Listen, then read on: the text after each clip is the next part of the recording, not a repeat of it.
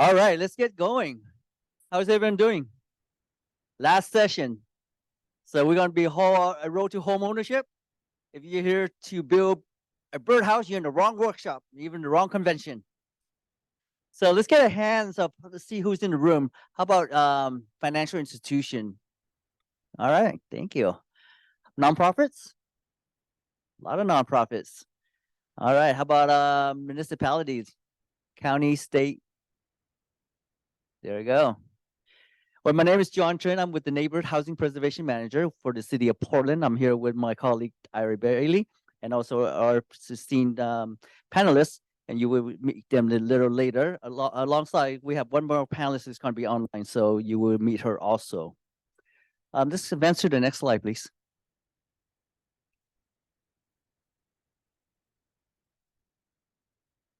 Just a little bit in terms of City of Portland. Our mission is in terms of provide all Portlanders affordable homes to have equitable access to housing.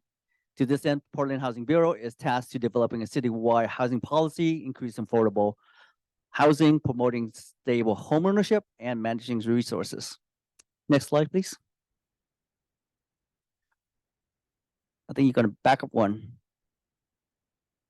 There we go. Some of the program under my division, right, is lead remediation. So if homes are older than 1978, have child in there who is less than 6 years of age, we are able to go out and do a lead assessment and then do some lead remediation on those homes. Again, within the city of Portland. Other programs we have is our Healthy Home Production Grant, really home repair for life safety and fire, really a focus on in terms of moisture control. We're in the Portland Pacific Northwest, and also on radon. We also offer home repair loan and grants, so loans up to $40,000, depending on the equity of your home, and also grants that we work with our partner agency, which is the nonprofit. So thank you for being here. Our nonprofit agency also offered foreclosure prevention, foreclosure financial assistance, home buyer education and counseling, home asset estate planning. And also, we also work with them to do down payment assisted loan program. Next slide, please. So just a general idea in terms of our down payment assistance, because we're talking about home ownership, right? So we offer between $80,000 and $100,000 in down payment subsidy. Again, those is going to be depending on the funding source and also the geographic area. About 10 to 20% of those loan. Thank you. Thank you. Loans will be for home improvement, which is a grant, so it's not a loan. Buyer contribute about $500. They have less than $10,000 in asset. We serve the low to moderate area median income, so up to, in some cases, 120% of area median income. Buyer also, in terms of location, are prioritized through a preference policy, really in terms of the northeast. So folks who has been displaced or redlined out of the northeast Portland, we like to get them back into northeast Portland. So they're prioritized to apply for a loan through our down payment assistance program. The program itself is zero interest, zero payment for 30 years. After the 15 years, half of that loan get forgiven, and about 3% is going to be forgiven every year after. And the year 30th, the remainder balance gets forgiven. So it's a great opportunity for folks to be homeowners. Next slide, please. Oh, there we go. When you look at in terms of our data for the last 3 years, about 29 homeowners received down payment assistance in 2021. In 2022, about 13. And so far in 2023, about 18. And we hope to increase that by the end of the year. You also look at in terms of by race, the majority of those who receive down payment assistance are Black, African American, close in terms of Hispanic and whites, and then you got the Native American. Could you close the back door, please? Out of respect for everybody here. Thank you. Some of the challenges that we have seen as the Portland Housing Bureau is home prices, although it's gone down a little bit, hasn't gone down that much. We need to go have those prices lower. We still have some low inventory in terms of homes within the city of Portland, and also interest rate is high. Within the past 12 months, we've seen double increases in terms of interest rate. When I look at in terms of the MIS, which is multiple listing service data, this is 12 months ending in May of 2023. So in the state, they sold about 740 homes. Lens area, which is the southeast area, about 328. Citywide, about 86 or 87,000 homes were sold. The average price in the interstate was about 560,000. The lens is about 392,000, and citywide is about almost $600,000. And I like this chart right here, which is looking at the area median income. So if you have a household of two who are working, who's making about 72,000, they'll be eligible to apply for subsidy. When you look at the green, yellow, and red, what we're trying to illustrate here is that we would like folks to contribute about 30% of their income towards housing, right? So it's okay to be 40%. So if someone who's a household of two contributing about $2,400, we think that they're going to be successful in terms of being able to pay towards their housing and save some money in case of any catastrophic situation that may come up, medical or whatnot like that. When we get to 50%, it's getting hard. Right? So if someone's paying $3,000 towards their rent and they're a family of two making $72,000 total, it get hard. So we don't want people to be at risk of losing their home, doing foreclosure or whatnot like that.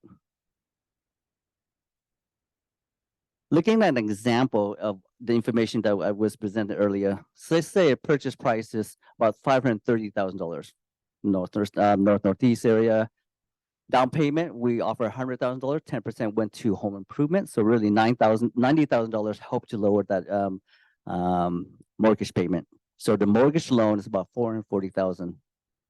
If the interest rate is 70%, they're paying in terms of principal and interest about $3,500 a month. You add on in terms of property tax associated with that, you're almost $4,000 a month. Let's go back to the previous chart, right? So this chart is a family of two paying $4,000 a month. That's 66% of their income towards their housing costs. And so that's hard as a family trying to own a home and be successful in their home. And if something ever happened, they're gonna be hurting. Yes, question.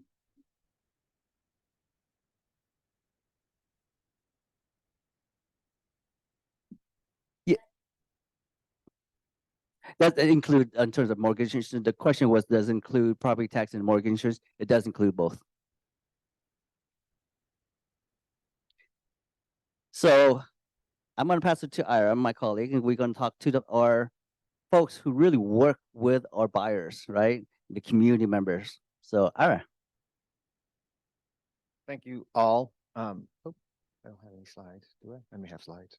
Hi, my name's Ira Bailey. I'm a housing program coordinator at the Housing Bureau. My primary role is doing contract management for our community partners, whom we have 6 of. And gratefully, we have 3 of them actually who are going to be a part of this presentation. I also get to work on the down payment assistance program, and then what you saw earlier, those foreclosure prevention, counseling, and foreclosure financial assistance programs. One rule that I'm going to throw out there, just because someone told me they were going to do this, I am not a panelist. So if you would please be so kind as to not ask me questions, that would be great. But feel free to ask of the panelists. And so what we're going to do is we have some questions that we'll ask, but as the meeting goes on, if you have some questions, you may have questions for a specific panelist, which you will be free to ask that, or you will have questions in general. And then if that is the case, I may assign someone to kind of take the lead on that. So we're all good on that? Awesome. So I would like you to join me in welcoming our esteemed panelist. To my right here, I have Kibo Giscombe. Sorry, Kibo Giscombe. He is the homeownership director at the Oregon Housing and Community Services Office. Next to him, I have Daniel Lechuga from African American Alliance for Homeownership. As the director there likes to say, it's He is the lead housing counselor there. Next to Daniel, we have Katie Ulrich with Proud Ground. She is the Associate Director and Principal Real Estate Broker there. And then online, remotely, we have Yesenia Juarez. She is with Portland Housing Center and is the Homeownership Program Manager. Yesenia, are you still there? I am, yeah, I'm here. Oh, awesome. So we'll start off with introductions. Mr. Keeble.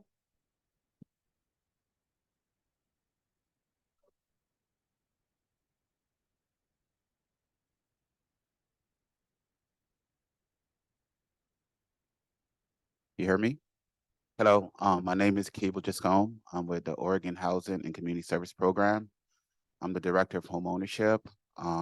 As everyone was speaking, I was trying to think of the things that I have some control over. We do with down payment assistance, foreclosure, lift loans, bonds, work with developers, work with home buyers through some of our home ownership centers.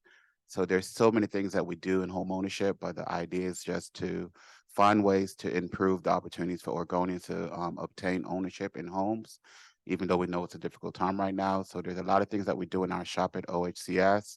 And I know if you guys are developers or have ideas, I know there's always NOFAs out there and always things coming in trying to figure out how we could improve on the stock and inventory that we have within the state. And I know within some of those lines, I will be able to touch base and meet with you all somewhere along the line. Hello, everybody. My name is Daniel Lechuga. I'm the lead housing counselor with the African American Alliance for Homeownership. I've been with this last August has been 10 years, and I love being there. I love what stands for, helping people. We do pre-purchase foreclosure counseling. We do asset preservation, minor repairs. We do have a water leak program. We also have another program, it's called Power to the People, PDX, which is educating a lot of minorities and other people that don't understand the benefits of what energy and solar power can be, a benefit to them. We are expanding. We've been around since 1999. We were HUD approved 2003, and it's been a whirlwind. I remember when it was just 3 of us in the office, and now we're expanded. We have almost the first floor of one of our offices, and we love helping people. If anybody needs anything, just go to our website there. My little 2 cents promotion. We're having our 24th annual homeowners fair on November 11th. We started doing it at Emmanuel Legacy, and now we're moving to the convention center. So we'd love to have everybody there. If you're a vendor, that'd be great. Let other people know about it, because we want to let not just people that are homeowners or want to be homeowners know about the services there and the community and the partners that are available. We want to expand everything housing. Okay. Again, my name is Daniel Lechuga. Thank you very much. Ms. Kate. Thank you. I'm Katie Ulrich. I'm the Associate Director at Proud Ground. Proud Ground is one of the largest community land trusts in the country, and our whole goal and mission is to create permanently affordable home ownership opportunities. And I think, do I have a slide? I don't know what I put on there. Oh, okay. Oh, sorry. I do. Okay. I was just trying to, I think, so we've helped about 600 families purchase homes and have about 480 homes in our program that are scattered. We serve now 6 counties. So we also started in 1999, good year for home ownership to start up in the city. And we are a HUD approved housing counseling agency as well as a licensed real estate brokerage, but glad to see folks here today. And Yesenia, if you could give a brief introduction of yourself. Hi, everyone. My name is Yesenia Juarez, and I'm the Homeownership Program Manager at Portland Housing Center. Portland Housing Center is a nonprofit organization that was created in 1991 with the support from the city of Portland to really combat redlining. And we wanted to be a resource for first-time homebuyers and help them break any barriers that they were encountering towards homeownership. And we do that by providing homebuyer education, advising services, and also financial assistance. As the community needs started to evolve, we also became a a licensed mortgage broker, so we also offer first-time homebuyer mortgages. A little difference between us and just a traditional lender is that we're not commission loan officers, which really allows us to be transparent and unbiased with the information that we provide. We are a HUD certified agency. We are a CDFI, so Community Development Financial Institution. So we create a lot of our proprietary programs that you'll learn a little bit more about today. And we're also a NeighborWorks chartered member. So we're part of the National Association of NeighborWorks. And I'll pass it over to you, Ira. Thank you. Thank you. I already gave my introduction, so no new words from me. So we'll just go ahead and jump into questions and discussions. You guys good with that? Yeah, cool. All right. So Keeble, starting with basics, what would you say are the benefits of homeownership? I wish I could use your do not ask me the question on the panelists. I wish I could do it. Well, we could go through the first, well, at the agency, we think about it in 3 different factors. There's the economic factor of home ownership, help with generational wealth. It helped with breaking down the disparity between people of color in home ownership. And it also helped create stability in the long term for homeowners. The other part that we work on within the agency is the societal and the social impact of home ownership. Homeowners actually have an impact and an input in their community. They have input into parks, school, education, police, fire. They also have the ability as homeowners to build community. And that is not something that's normally attached to renters. It's actually attached to homeowners, where homeowners actually know their neighbors. They could build that community, and with building that community, it could create better outcomes for their kids and their future generations. So to me, the big part of home ownership is it stepped from the idea of, yes, it will be some sustainability towards the next generation, but there's also that societal and social impact of being an owner where you could actually build the community that you live in, because once you become a homeowner, you have a stake in that community, in that neighborhood, in that area. So that's our view on home ownership.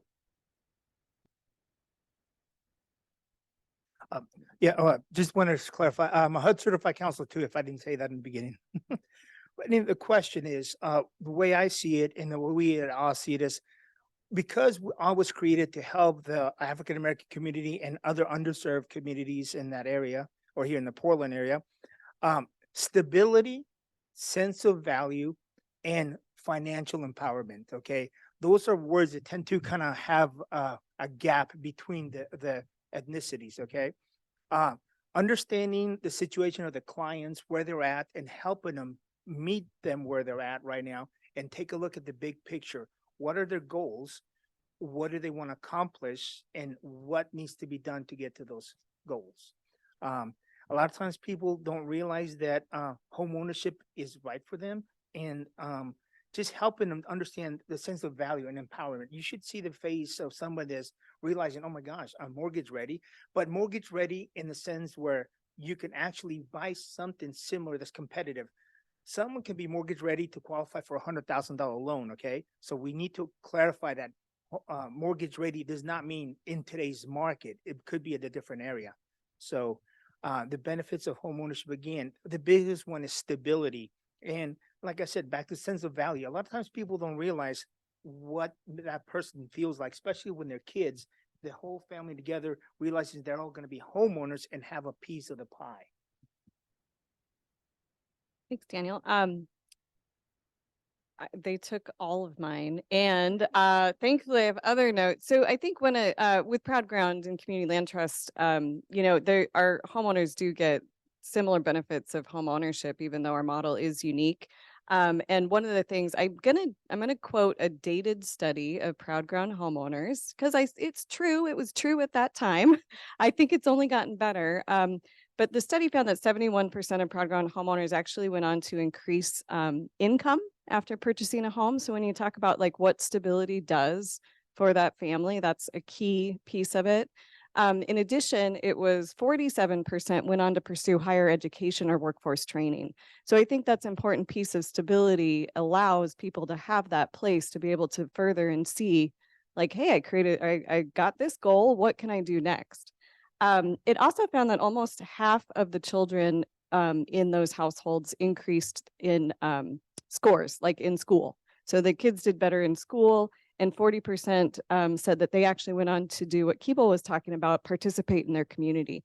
So I think those are kind of key things that we talk about. I know Habitat has similar results from their homeowners, but I think that stands true with homeowners in general and is a key factor in the importance of the impact.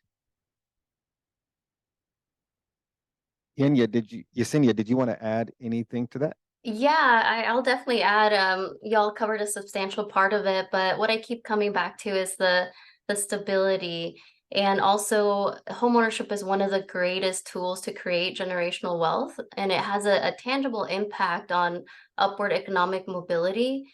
And what I keep coming to is a story of a client that came through Portland Housing Center and became a first-time homebuyer through our services. Just recently, she was able to rent that home and use that rental income to qualify for another home. And she's a first-time generational homeowner, which means that no one in her family had ever owned a home. And that's a prime example of creating generational wealth through homeownership and one of the greatest benefits of homeownership. Awesome. So I'll let you, Ms. Yesenia, take the lead on the next question as a housing or homeownership program manager. Yeah. How does homebuyer counseling and education help prepare homebuyers for entering the housing market? Yeah, so home buyer education and counseling services serves as a guide to financial preparedness. It gives clients a picture of their financial situation and creating a realistic budget for home ownership. And through our counseling services and financial education classes, we cover topics such as credit, savings, and debt reduction, which are all essential parts of qualifying for a mortgage. And at Portland Housing Center, we take it a step further. We don't just provide financial education classes, we provide culturally specific financial education classes. So we have the Decide tu Futuro for our Latino community, and we have the Getting Your House in Order for our African American community. Shout out to Quaylen, not sure if you're in the room, but I think you were one of the core people in creating that content. And it was important for Portland Housing Center to create culturally specific programming because we've learned that your attitudes about money and your relationship to money vary from culture to culture. And it was important for us to create content that clients could really connect with in order to achieve true transformational change in finances, to achieve their ultimate goal, which is home ownership. Awesome, thank you. And yes, he is in the room. For those of you who may not know Quaylen, we have a videographer right there with an iPhone apparently in the back of the room. That is Quaylen. Thank you. I can't see anybody. And shout out to Laura. I think our IDA program manager is there as well. She is. All right, Katie. Yeah.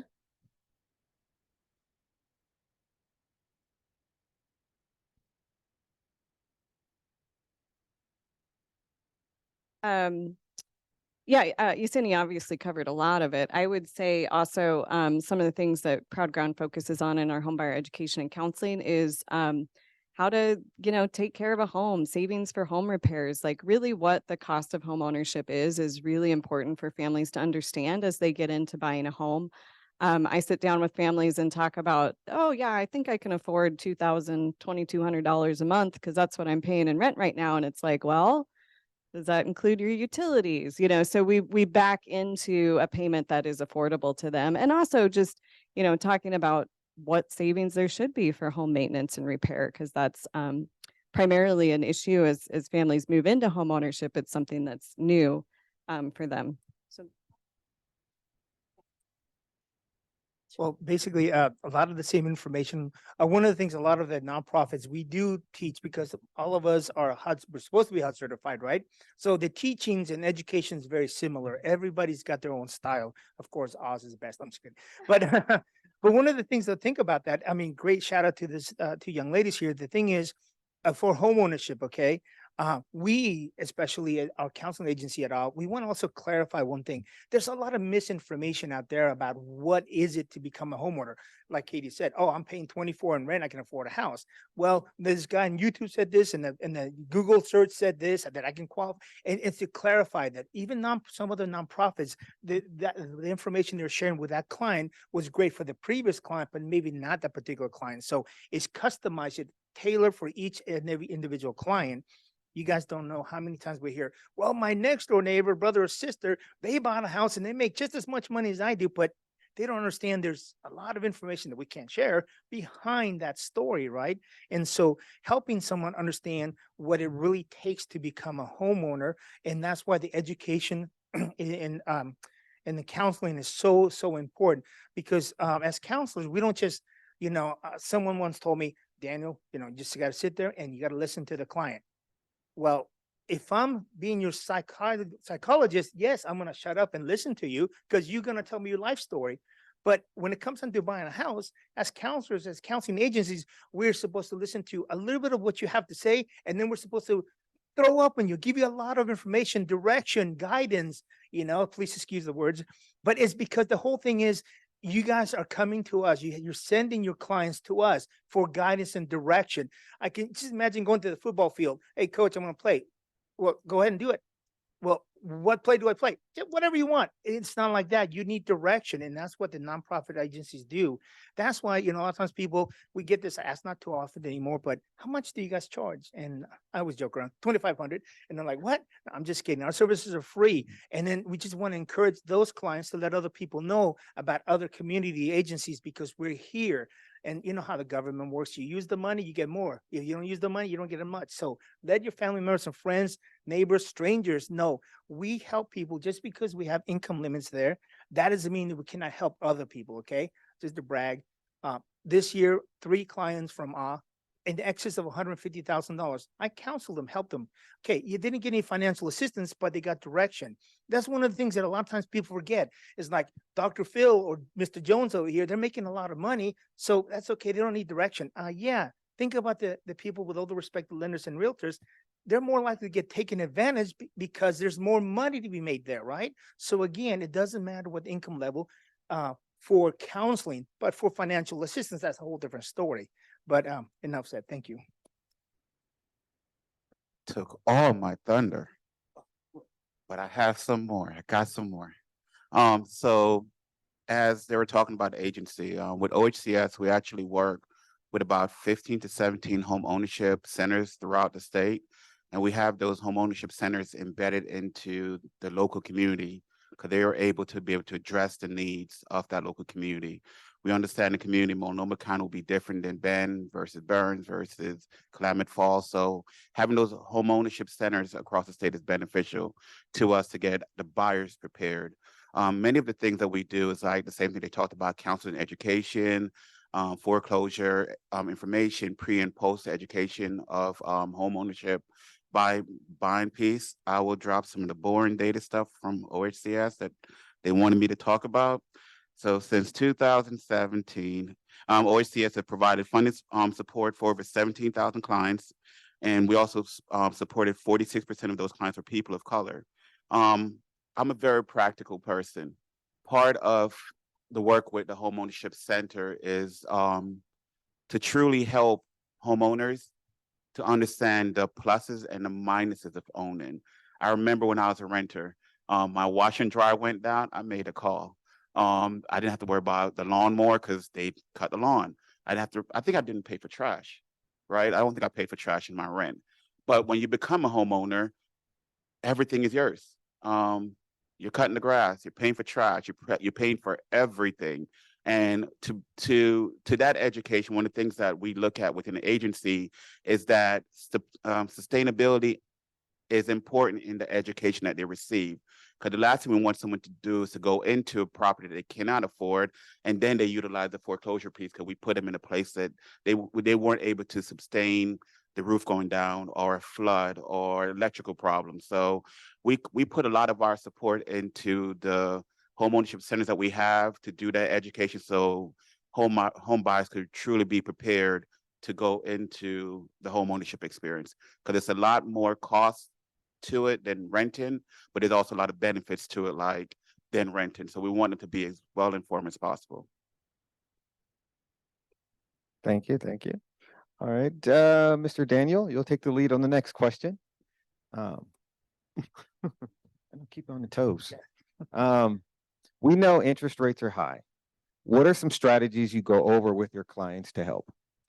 Well, one of the things that we want to let our clients know is understand, the pros and cons of the interest rate, and still let them know that at 6.25%, 7.25%, those interest rates are still lower than they were in the past. Okay. Can you imagine 15, 16% interest rates?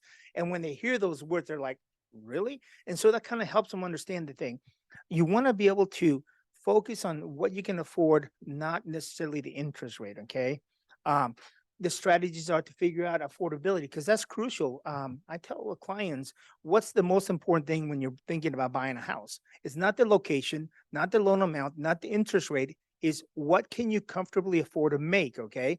Like we've heard here is that if someone can afford the mortgage right now and they don't properly budget, then the interest rate is going to affect them, in the future, as far as affordability. And sometimes people get caught up with, I'm pre-approved right now at this interest rate, but I don't want to move yet.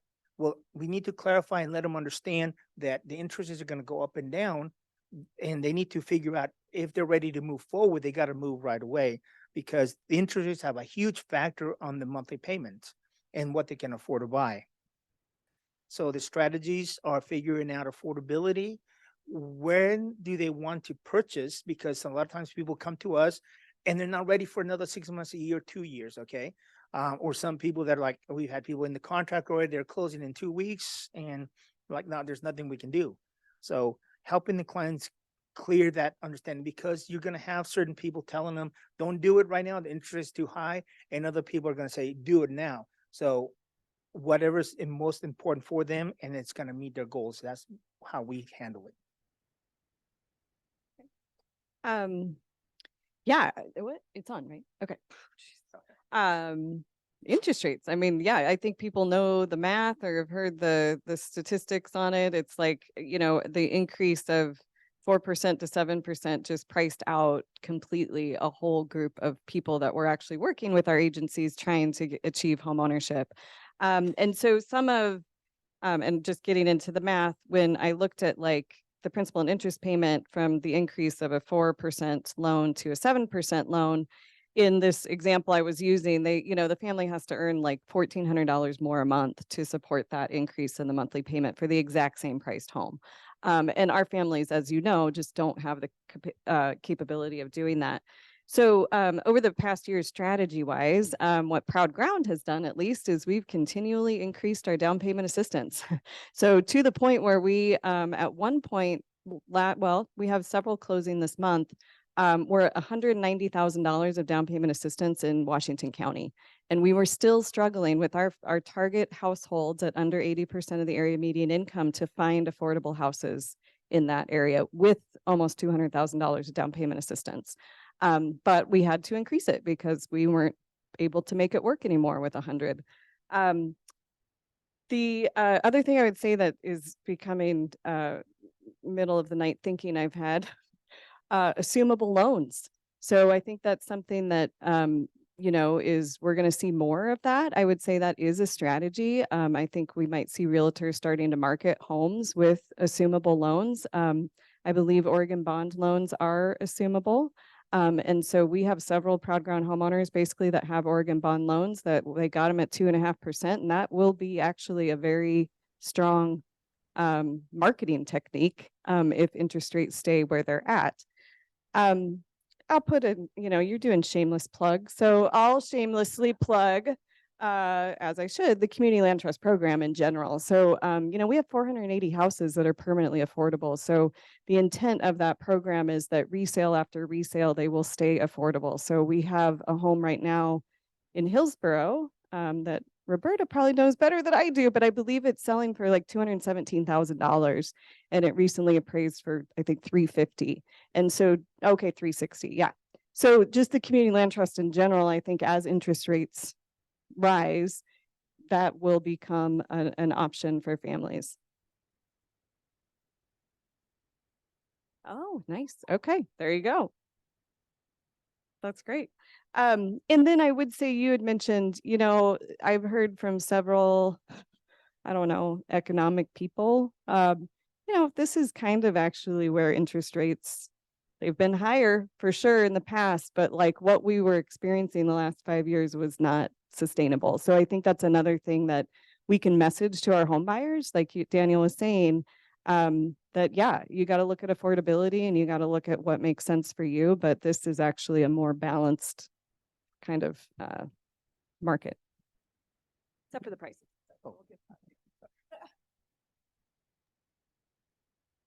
Ira, I would like to add to the question whenever, if available.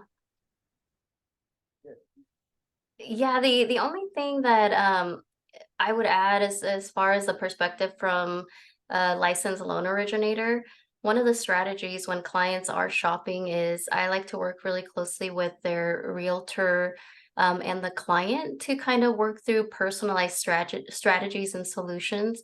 So for example, we had a client that was actively in negotiation and they were trying to decide whether they should take a price reduction of 10,000 or whether they should take a 10,000 seller credit. So we ran the numbers and we were able to clearly see that a price reduction wasn't as beneficial because they would only be saving about $31. And with a seller credit, we were able to use that to buy down the interest rate, which then saved them $319 per month. So definitely working really closely with the borrower and the realtor once they're in the negotiation and shopping phase. And at Portland Housing Center, we really like to personalize that strategy because each person's financial situation is a little bit different. So for clients who are starting to shop, or get financially prepared, our HUD certified counselors will look at budget, right? So what are some of fixed expenses that they can work on and shop for to reduce to be able to absorb a higher monthly payment? What are some variable expenses that are needs versus want? And then lastly, I would say right now, collaborating with other nonprofit organizations is key. So we have a program called MAP, so the Mortgage Assistance Program, which gives clients up to 90,000 for closing and down payment. And that program is able to be layered with other funding. So having those relationships with other nonprofits and being able to get creative on layering funds. So I know that we partner with Proud Ground quite a bit. We share clients between AW and other organizations. Thank you. Yes, I'm going last again, I think. So I must acknowledge that the high interest rate do impact all Oregonians as they try to purchase a home. There are several things that we're working on within OHCS. I know in the spring of this year, we're able to acquire $29 million to help with down payment assistance. And I know that's a lot of money, but it doesn't really go that far when you look across the entire state. I'm still working with home ownership centers where even when we get to 20%, the homeowner is still short a significant amount to make that possibility more affordable. And that's something that we're looking towards trying to figure out how we can increase down payment assistance, because right now we are limited to 20% of the price. We also looked at the fact that we work with individual development programs or IDAs where we try to do a 5-to-1 match, and that could also help individuals get into homes. We also have the ability to work with flex lending, and we also paired that with our Oregon residential bond programs to try to create some opportunities that will be able to help, like the bond program that was stated earlier, that is that mechanism right now is a little bit more flexible within the high interest area right now. So we're able to pair flex lending with bond, and that kind of could come up with some programs. We've worked with some task force to trying to come up with some other recommendations. And one of our recommendations that came to us was, I believe it's a program called the Network for Oregon Affordable Housing. And there we're trying to figure out how we could speed up the equity process when someone own a home to 20%, 20 years, so they could get more out of their home as they're paying, and that could help with the interest rate right now. But it's hard to not acknowledge that the high interest rate do impact the service that we could give, and they do impact Oregonians as they try to purchase home. Thank you. So before I go on to my next question, are there any questions in the audience? Yes.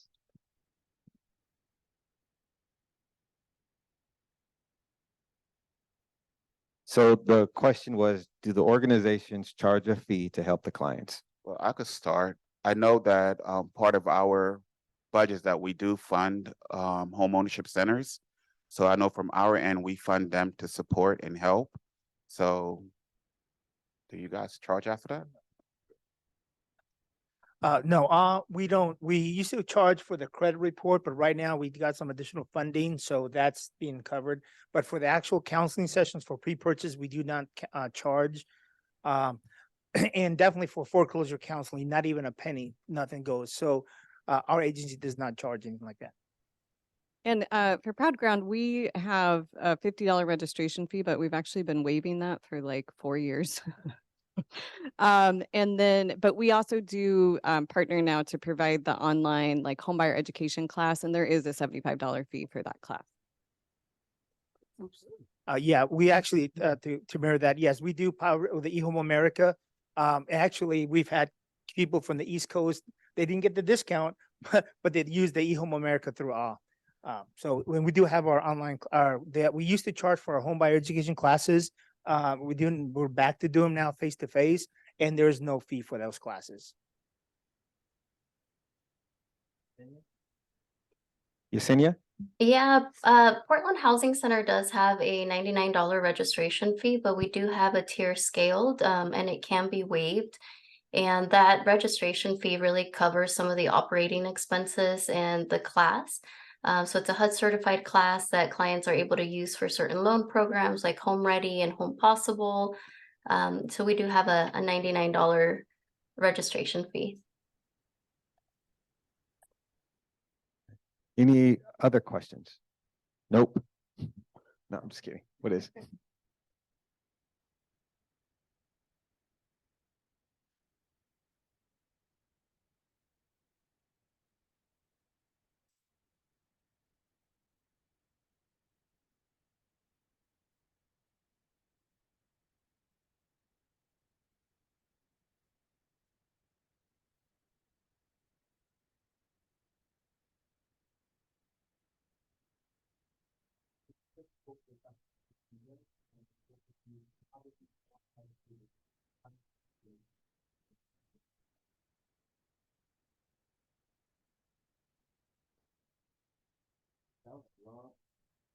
That was a long question.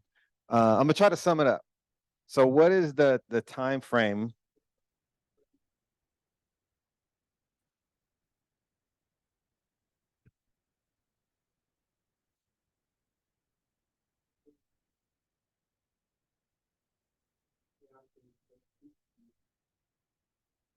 So I'm gonna just repeat that real quick. So the question is, if a person registers for services, how long before they actually achieve or attain those services?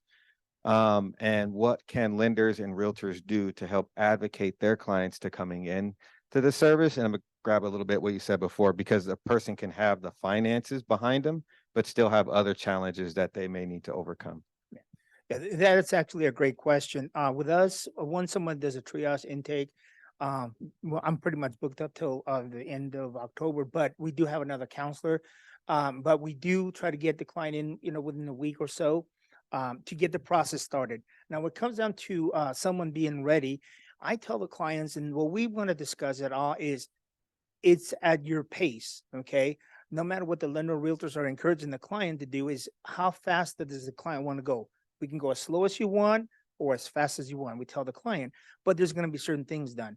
Affordability, credit, income, what is their budget, and you know, their financial resources. If someone comes in here with, you know, a substantial amount of money for a down payment, but their credit is low, we encourage them to figure out what's the pros and cons of having a 629 credit score, where within 5 or 7 months we could get that up to a 700, you know, based on their situation. What is that going to look like for the client? And is it worth it waiting to increase the credit based on the market right now, what's going on? So we take a look at the whole thing and figure out what the client wants to do, because we're never going to tell the client what to do or what not to do. Okay. We're going to make suggestions, and it's up to the client to figure out which way they want to go with our direction. And as far as, what was the last part of that? Oh, yes. Yeah, what I usually tell when I'm talking marketing or talking to a lender or realtor, I let you guys know that you make your money by getting the house sold or the loan. A lot of times, some of you guys, with all the respect, love you guys, take on too much responsibility to educate people beyond, and let us do that. Okay. What I tell the client, send someone to us, make sure that you're being referred to us by you. And then when we get started as a HUD certified counselor, when the time comes for that client that he or she is mortgage ready, my job, I'm going to have to give them 3 or more names. We have a resource list, okay, to stay in compliance with HUD. But I ask him, hey, John, has Quaylen talked to you? When was the last time you talked to Quaylen? Oh, 1.5 years since he introduced me to here. Then I'm going to go, okay, with all the respect, Quaylen, does this lender really care about you, or is it just about the Benjamins, right? So we want to let our clients know we're there for them. With all respect to everybody here, as housing counselors, we're there for our clients, not the business partners, okay? And I don't mean to be disrespectful, and I'm not, but understand that we got to protect our clients, because that's what we are. We're here for our clients, and we want the clients to know that we have their backs. But like, for example, John, oh, Quaylen, he just sent me an email last week. Okay, great. So John, as a HUD certified counselor, I have to give you 3 or more names. Here you go. But ever since you've been working with Quaylen already, you know, and I would recommend getting another pre-approval to compare apples to apples, right? And then you let me know who you want to work with. That's how we handle it. So just make sure that, you know, a lot of people have on their triages, how will you refer to us? Just make sure that they leave your name. I spoke to a realtor the other day, and we went through the people that she sent to us, and she's like, well, this so-and-so, yeah. Oh, how will you refer to us? Other, internet, web. It's like, no, let's go back, make sure that you're clear as a professional. Let the clients know that you're there for them to back them up, but let us do the training and financial education and guidance and direction, prepare them for you. Because when it comes down to numbers, we don't tell them the final number. You guys as the lenders will, and together the client knows, oh, I got 2 people on my back and on my team. That's going to make them feel more comfortable and understand that they have the right team working for them. But so that's how I'll take care of things like that. And I think with Proud Ground, as far as like our housing counseling services go right now, we just got another HUD certified housing counselor certified, I guess. But it's probably, you know, a couple weeks to get in for that. But as far as like our program goes and down payment assistance or actual homes for sale, we do have homes that are available currently and grants available that are first come, first served. So if there's a mortgage ready home buyer that I would say if you're a lender or realtor and working with a family whose affordability is between 200 and 300,000, our program is a really, really good fit. And so they could go and see what's available right there and kind of go straight into a purchase with Proud Ground.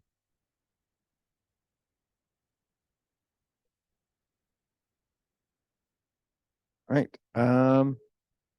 Yes.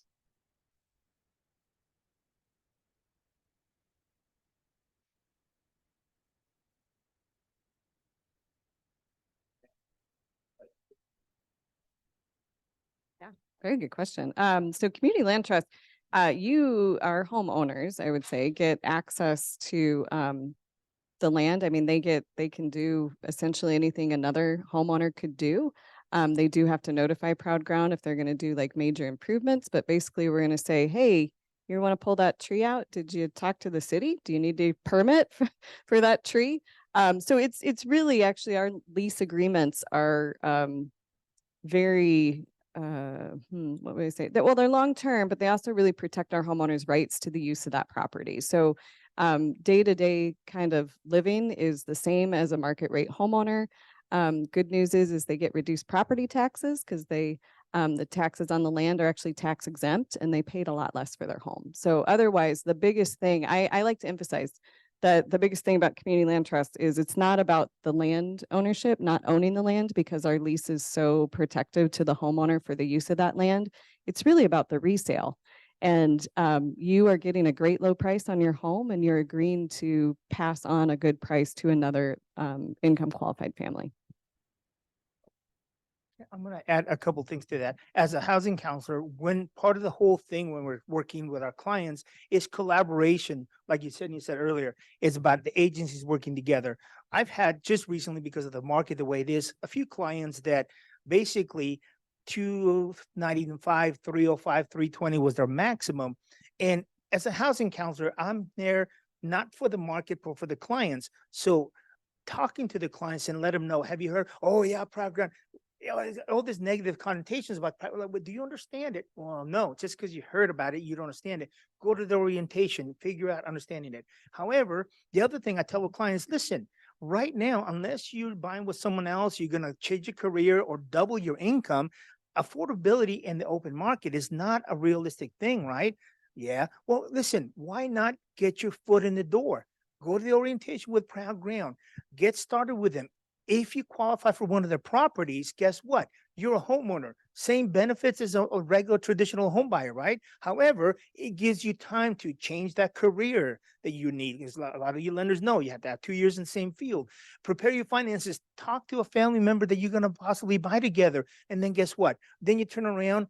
You've got some equity with that Proud Ground house that you can use for your down payment and your open market house. See, so that's the first step to home ownership.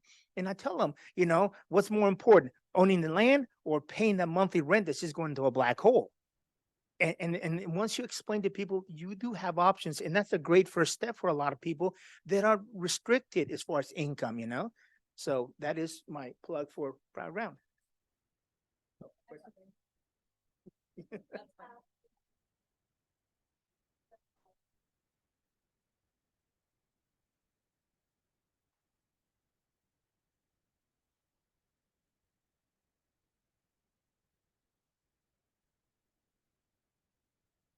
Short answer, yes.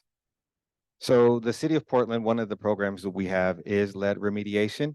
There are some general rules and income guidelines to the funding source of that lead remediation. Like you have to be under 80% AMI. You have there's like an automatic if there's a child, 6 hours?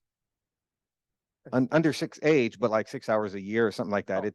It's basically like if you have a grandchild that visits for like an hour every other weekend is what it's a super low number. Yeah. And then we come out, we test, and we can actually do or provide funding for that.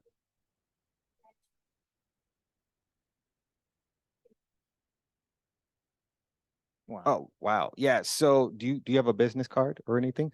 So give me, I don't have many cards with me, but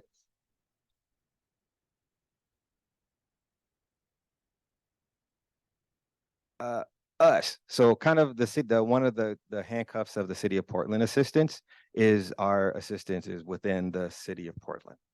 But I would be happy to look around for folks. I mean, most counties, or it might be that Lincoln County might have funding for a similar type of program. I mean, it's federal dollars, is that right? So like most that's how they're funding it in the city of Portland. They have restrictions, have to use it in the city of Portland. But if you even just Googled Lincoln County lead-based paint remediation, you might want to put in like assistance, then it might pop up. But I'd start with the county actually. And if they're in a city, but it's rural, I'd start with the county.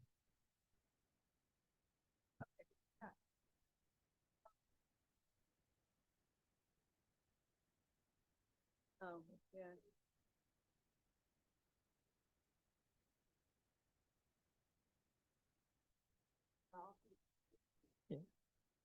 Yeah, another thing you can do is see if you can find another agency that's close by that offers the IDA, Individual Development Account.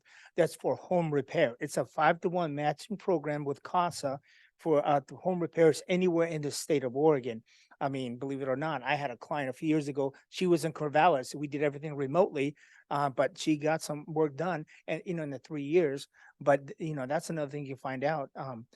We do offer IDAs for the income limited clients, of course, but you have to income qualified clients. I apologize, but yeah, reach out to any one of us that does the home repair IDAs. You can Google casaoforegon.org and then look for partners, and you'll be able to find something there.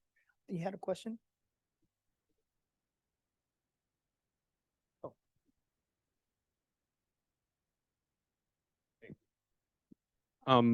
So I'm new to my job. I'm at Habitat for Humanity here in the Portland region, and I started in May, and I'm not new to funding or nonprofits. That's been my whole career, but I am new to housing.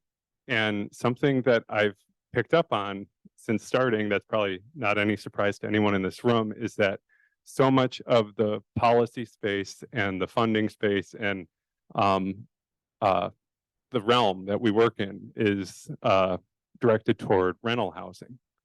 And to the point that sometimes the forms we're filling out are for homeownership funding. We're like, filling out spaces where it says, lease up. And we know that that means for us, it means, like that's when the home sale happens. But, and I guess like, I'm just looking for some big picture insights from this panel. Like, why do you think that is? Good question. Yeah. Rental. Okay. Great observation, but it is a continuum. There's a continuum, just like the question, I think was the question before this one, like once they get from renter, they become owners.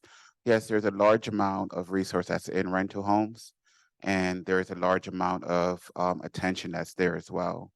But in the continuum of getting people into homes, rental is normally one of the first steps you get to once you get some stability. And after you get that stability, then you move towards home ownership. So because of that, there is a perception and there is a focus on a lot of rental. But I would say within that continuum, there is a lot of direction looking into the development of more permanent housing, because there's such a shortage of home ownership within the state. But if you do look at anything like crisis management or emergency, rent is the first one that you will see to get someone a place. But as you go on that continuum, then home ownership become more apparent. So like from the seat that I sit in, I'm working with developers to build more properties, working with agency to bring more options. But as we look at society through the biggest lens, you're going to see more rental, because that is the first step to get someone on track to be stable. Yeah, that's kind of pretty much it. There's really not much more that I can add, other than the fact that if someone's renting, working on their budgets, getting them prepared for home ownership, that's a good step. Because if you were not renting before, whether you were homeless or living with someone else, and you start working on your budget while you're renting, that's going to get you prepared for the next step.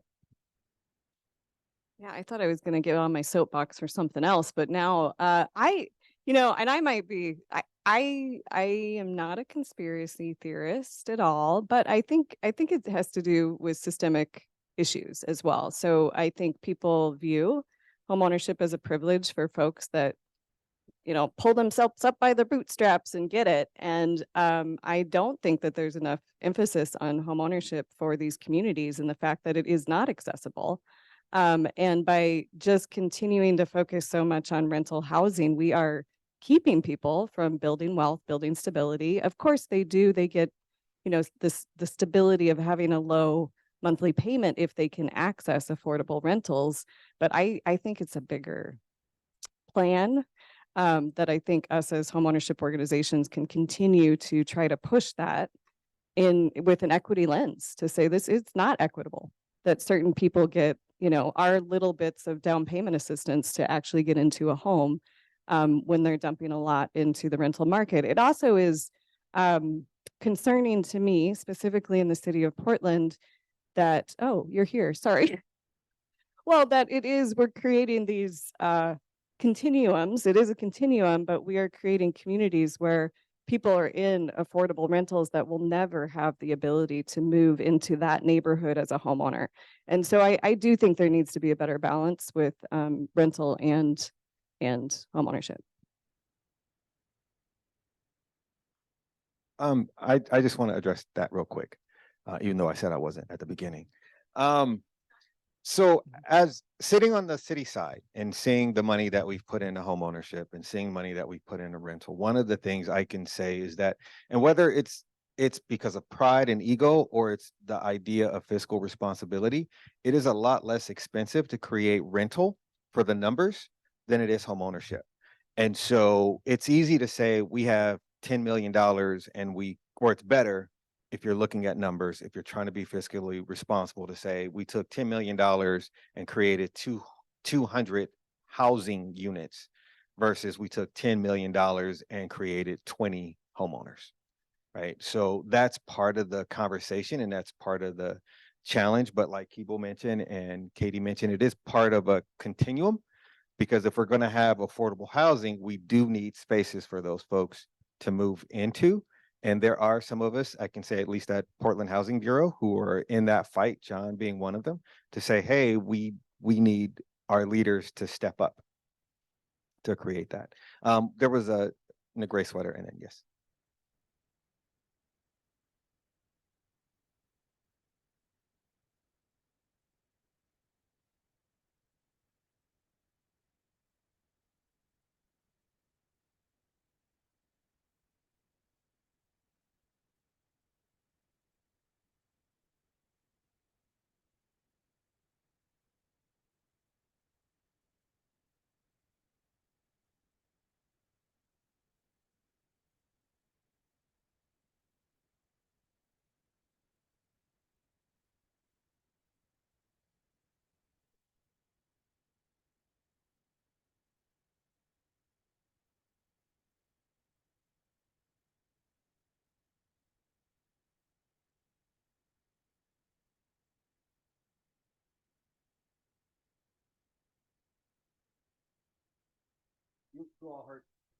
You all heard that, right?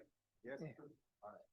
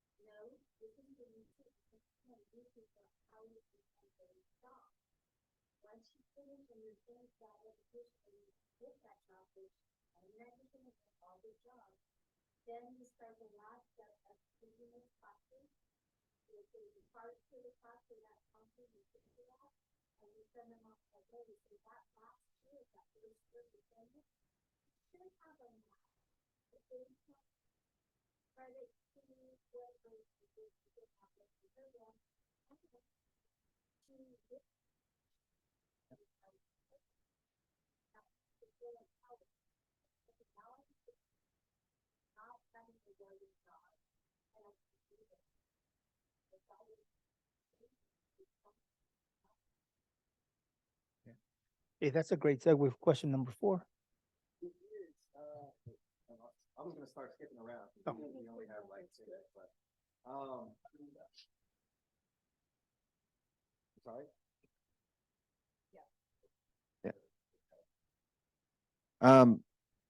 Yeah. So question number 4, which I think was really great with what you brought up, and basically helping clients and overcoming that discouragement. Great segue. And I will I'm going to let Katie take the lead on this. It is, the current market can be discouraging. Do you have any advice to help encourage home buyers on the verge of giving up the idea of home ownership?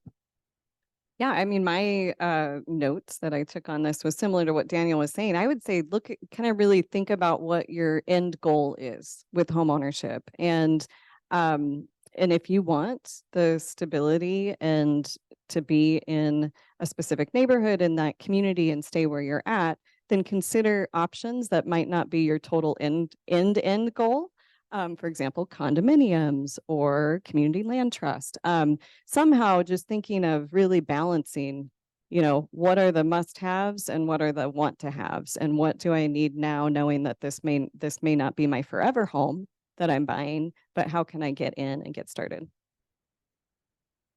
Yeah, that's a great thing, because that's the whole thing is about getting out of renting, where you just basically paying someone else's mortgage, into home ownership, where you're in the first step of actually creating generational wealth if you got through the right guidance. Okay, because I'm not going to go down that rabbit hole, but just because you're a homeowner doesn't mean you're going to be able to build generational wealth. You have to understand the whole process, and that's something that we do at all. We help encourage the clients of what could you attain, achieve by being a homeowner financially. What are the pros and cons, And again, if it's a limited issue, get into a proud ground house. That way you start saving up and working on your situation. Because what is the end goal? Is it to own a house?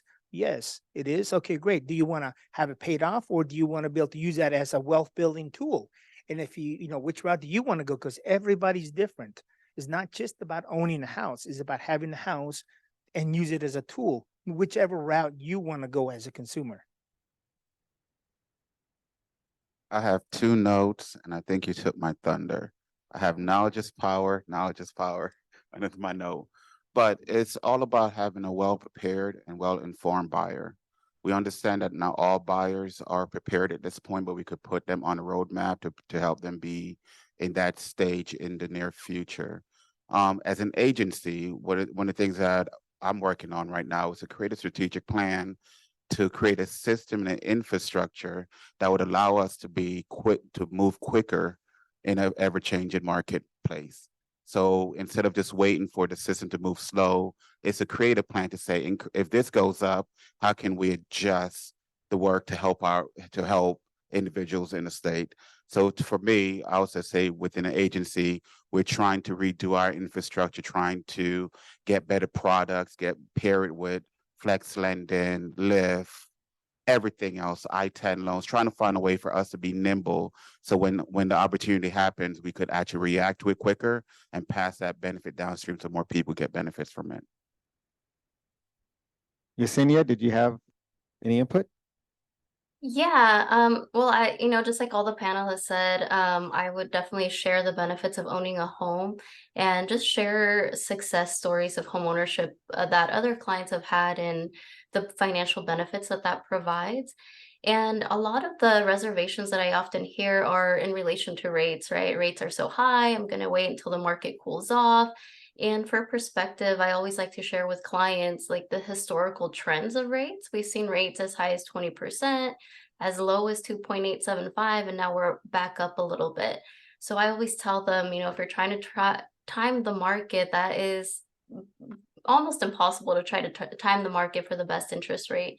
So if they're mentally ready and financially prepared, it's always a great investment to purchase a home and start creating that generational wealth now, not just for yourself, but for future generations. Awesome. And looking at the time, I am not keeping anyone here past 4:30, I promise. So I'm going to wrap up with one last question that I have, and then if there are other questions or comments in the audience, please feel free to ask. I will walk around so we can have it on the mic if you do respond. But the question I'm going to ask you, it is question number 8 that I prepped you with, which are, where do you see the needs in the market right now? I was hoping we wouldn't get to question number 8. Okay. I think one of the biggest thing we have to do as an agency is to balance the resources that we have to make sure each Oregonian has the opportunity to own a home, regardless of whatever county they live in, to not just put our budget and our priority and our balance just to one specific area, but to look at the entire state as a whole. And I think that's one of the areas of need where, yes, I understand that Multnomah County prices are high. I understand that Bend is high right now, but to also look at the rural areas, the urban areas, and you have to understand the cost is different and the resources are different. But to me, one of the areas of need is to look throughout the state to make sure that we're actually giving each Oregonian an opportunity to own a property and not just have our attention at 1 or 2 or 3 or 4 location, but to look at the state as a whole. So as an agency, I know that's one of my focus is to look at the entire map and to make sure we could give as many people as possible the opportunity to be in home ownership. Yeah, that's a great answer. The other thing too to think about is down payment assistance. Of course, everybody's going to say, sure, the more money you put down, the more affordable the house's price is going to be. But let's think about the big picture, like Ira said. Is it, if you have the funds to help 20 people, can you as an agency creatively use this as a holistic model to maybe help 20 people instead of 10, that everybody gets a little bit more less money for down payment. However, bottom line, that payment has to be affordable. And if it's between somebody saving $20 a month, okay, because you've helped 20 people versus, not, and you're only helping 10 people as an agency, that's what we want to do. Because I'm going to be honest with you guys, I'm not going to sacrifice 10 people's lives and say, well, you can't buy because this other 10 people need to have all this money. It's not my business. It's to figure out how as an agency, can we best utilize the funds that are available right now? Because I mean, nobody's going to just dump some water on the backyard and money tree is going to grow. Okay. I wish, but it's not going to happen. So as agencies, I think it's our responsibility to take a look at each individual client and try to match and balance the resources that we have. Plus, there's always ways to partner up and layer funds available with other nonprofits that have programs, other lenders, that you guys might have access to some resources for, even if it's just paying the appraisal fee, every little penny. How can we as agency help our clients on a holistic level so we can best use the limited resources that we have available? I mean, I wish we had more, but that's what we only have, what we have, and how can we make that work better? The other thing too is, keeping people that not in Portland. I wish everybody can be in Portland, but there's not a lot of houses. A lot of people cannot afford there. Well, what about buying somewhere just a little bit outside where you can still, become a homeowner and start building that generational wealth path? And then if you can, a few years down the road, you can potentially come back, so there's always, just because somebody buys outside of Portland doesn't mean they can never come back. Okay. It's just like a Proud Ground house. Somebody can't afford an open market house. They buy Proud Ground. A few years later, they go in the open market. See, how can we as an agency holistically help our clients? That is our responsibility. Yeah. All of the above. And I mean, I wrote these notes, but I think it was in context to the other questions that I answered that I haven't answered. I think there needs to be a broader conversation, and I know it's happening at the housing counseling level, but just putting it out here now, again, going back to the goals of homeownership. And for a time period, there was this mantra, I felt like, in the area of, just get in. It doesn't matter. You got to just get in, like stretch yourself then to get in. And I don't think that's doing a benefit to our families. I think they really need to talk about what is the benefit and the goal, and making sure, because they have other goals too, right? So we don't want to have our families stretch so thin getting into a home. And it's like, cool, now I'm a homeowner and I can't pay for water, or, so I think it's like looking at what the end goal is and what they're willing to, give up to make it work. And then, again, I think when we talk about impact and, we do have to have deep conversations about permanent affordability in the community land trust model and the impact that it has. In the city of Portland now, we have about 220 permanently affordable homes, and those will, without any additional subsidy, be available. So I think looking in communities as, looking at that as a real true model to make a broader impact and have a stock of those affordable homes is going to be key.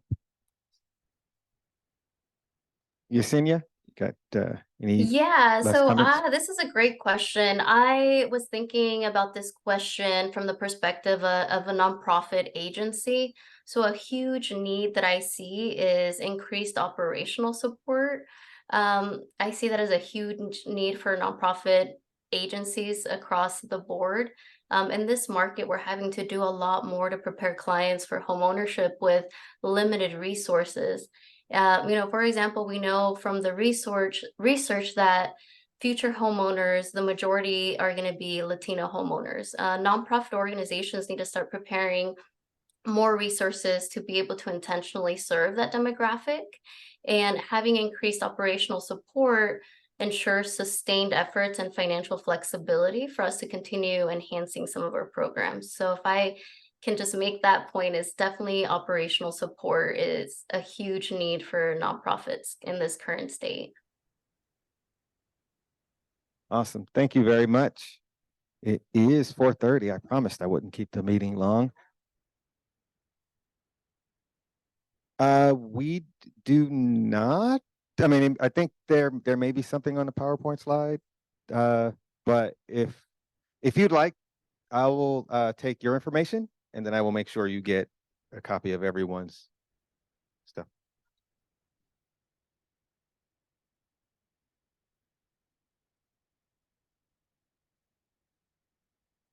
So,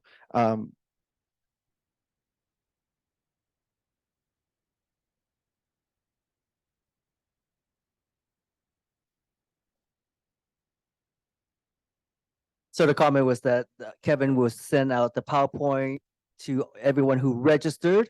So you will have the contact information of our panelists. With that, please give our panelists a hand.